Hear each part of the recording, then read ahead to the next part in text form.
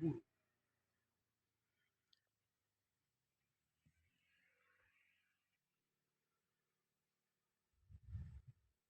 Ini dia masuk kecamatan apa?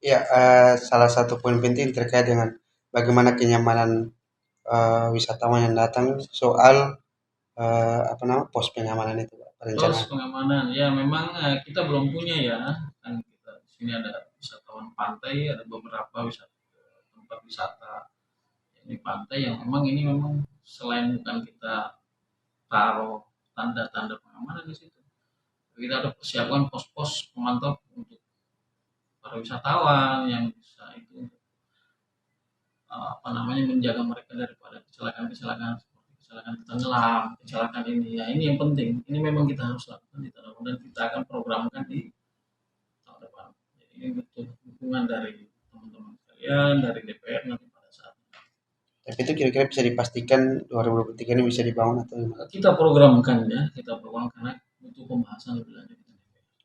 Terima kasih sudah nonton. Jangan lupa like, subscribe, dan share ya.